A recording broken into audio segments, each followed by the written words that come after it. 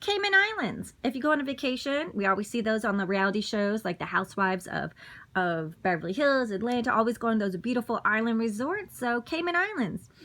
And it's considered, if you know Mitt Romney, that is, he's known to have some finances there, quote unquote, according to the papers.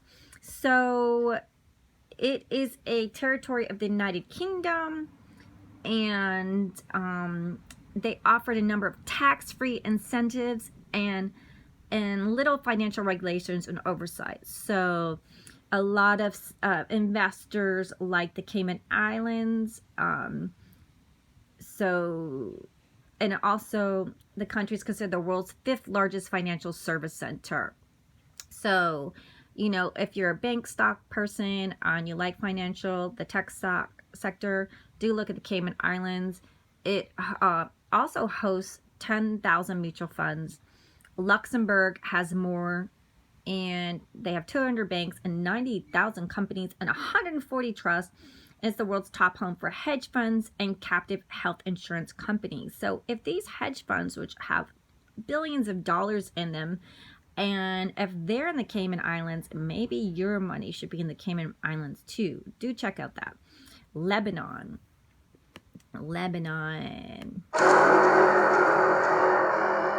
So is also considered the Switzerland of the Middle East because of its secrecy laws. And banking privacy is an absolute, and it's guaranteed by law there. And wow, violations could be subject to criminal prosecution. So it's also a tax haven, which people, you know, we love tax havens. Yes. So do check out Lebanon, known as a tax haven, and foreigners pay no local income tax on interest and revenues earned in Lebanese banks. So there's no inheritance taxes, no stamp duties on contracts, no corporate income taxes, and no taxes on dividend distributions or capital gains. And the country has a stable banking system as well to prevent money laundering. So I guess this will be really interesting. We'll take a hard look at this. We'll keep asking questions. We'll keep having guests. We'll keep researching.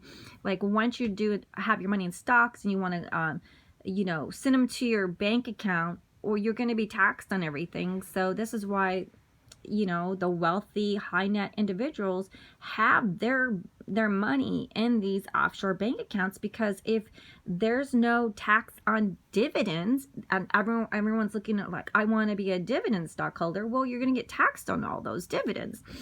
And if you're going to get some money from inheritance, and it's just, you know, the less tax you pay, the better. And so that's always a good option to find out where you can earn money and be taxed less, you know, how to make a business so you're taxed less, and where to put your money in a bank account where you're taxed less is always the goal, because that's money that just goes out of your pocket, and then you got to go back to work. And being a working person is hard. Being a rich person is easy. I mean, if you had $3 million and you put it into the stocks, and you put it into dividend stocks, you can make $250,000 a year from dividend stocks for never going to work. Like, you know how much work it is to make for someone to make $50,000 a year, or $60,000, or $100,000. You're working 40, 60 hours a day. It is hard. You got to get dressed. You got to drive to work. You got to come home. You miss your family. You miss your friends. When you're rich, you can make $250,000 if you put it into, you know, put $1 million in to get $250,000 for not working. That's passive income. So of course they're going to put their money in an overseas account so that dividends won't be taxed, and they can play and have fun all year long and find another way to put their money and grow. That's why you always hear the rich get richer, because it takes money to make money. So whatever money you have, do try to find a way to make it grow and work for you. Okay, so Luxembourg. It has 12% of the world's market for offshore banking, you know, at the time of my research. So, you know, always do your own research at the time and date that you're going to go and delve into an offshore account or a bank account. So you always got to do your own due diligence and ask your financial broker and your accountant, and make sure what you're doing is great, because these are always highlights. They have banking secrecy jurisdictions. It's full of tax. They have tax loopholes, loose financial regulations, It's stable due to political neutrality and strong influence in financial sectors. So Luxembourg is the heart of Europe and the founding member of the European Union. So those are some very interesting tidbits about Luxembourg. And it has high security storage facilities where a lot of people have paintings and gold. A lot of like the wealth have paintings and art. They're into art, and they have gold and probably a lot of Bitcoin because Bitcoin's so much money.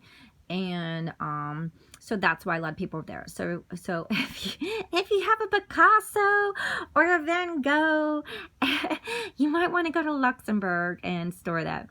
So Belize, some of you have been to Belize because you've been like going to those DJ parties and dancing. So Belize it's only been around like a third decade of international banking, and it's pretty new on it. It's been around since 1990, and it's a popular choice for North Americans because of its location, and it's an English-speaking nation, which is nice. And let's see, it has international competitors. You can set up a corporation, trust, or limited liability partnership. And so before you choose your jurisdiction, do your research before you open an account and make sure the country is going to be, if you're going to go to a country and you don't speak their language and you don't understand anything, that could be hard. So maybe you want to, if you speak Spanish or Italian or German or French or whatever you speak, you want to make sure that you can easily understand reading the documents and stuff. But there's a lot of like Google Translates and a lot of translator. A lot of people do speak a second language, a third language, and a fourth language. So, and follow, if you, whatever country you are in, like if you're in the USA or London or Switzerland or Brazil or Italy or France, whatever country, make sure you see the US requirements are for offshore account holders, and there's forms and paperwork, and the IRS always knows where you're at, and he'll be coming for his money. So don't do anything, do everything legal and above board.